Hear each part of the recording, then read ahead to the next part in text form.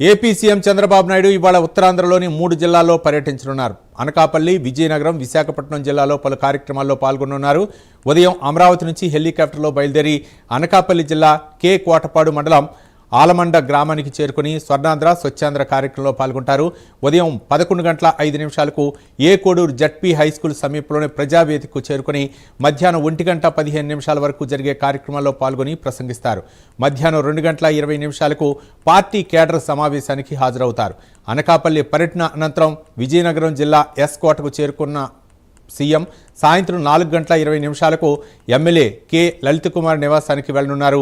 అనంతరం విశాఖపట్నం చేరుకుని సాయంత్రం 5:05 నోవోటెల్లో జరిగే రెండో బ్రిక్స్ యోజన క్రీడల మంత్రుల సమావేశాలు 2026లో పాల్గొంటారు. ఇక విశాఖ పర్యటన ముగించుకుని రాత్రికి అమరావతి చేరుకోనున్నారు.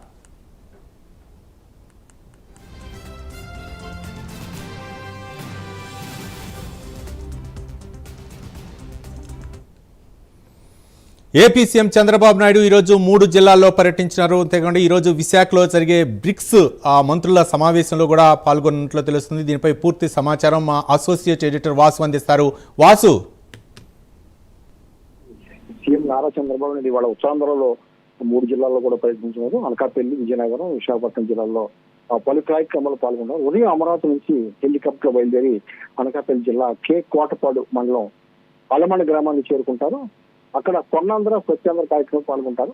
ఉదయం 11:05 ఏ కోడూరు జడ్పీ హై స్కూల్ సమీపంలో ఉన్నటువంటి ప్రజా వేదికకు చేరుకుంటారు. మధ్యాహ్నం 1:15 జరిగే ప్రజా వేదిక కార్యక్రమం పాల్గొని మధ్యాహ్నం 2:20 పార్టీ క్యాడర్ తో సమావేశం వాళ్ళతో మొత్తం అన్ని విషయాలు కూడా చర్చించే అవకాశం ఉంది. అదేవిధంగా పర్యటన ముగించుకుని విజయనగరం జిల్లా ఎస్కోట చేరుకుంటారు.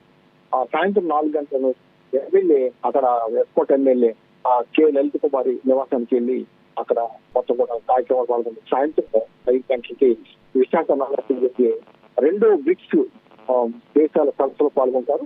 ఇక్కడ యువజన క్రీడల మంత్రి సమావేశాల్లో దాదాపు 50 దేశాల నుంచి కూడా అనేక దేశాల నుంచి 5 మంది దాకా వస్తారు. వాళ్ళతో అక్కడ కీలకమైన అవకాశం ఉంది. మొత్తం ఈ సందర్భంగా భారీ బందోబస్తు కూడా ఏర్పాటు చేసి 3 జిల్లాలకు ఎటువంటి అవార్డు సంగతి జరగకుండా భారీ బందోబస్తు. మరోవైపు కూడా లోకేష్ కూడా ఇవాళ విజయనగరం జిల్లా విశాఖలో కూడా పర్యటించున్నారు.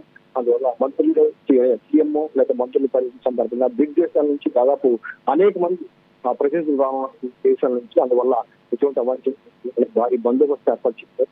మరి కాసేపట్లో సీఎం అయితే అనకాపల్లి జిల్లా చేరుకుంటారు. Thank you Vasu.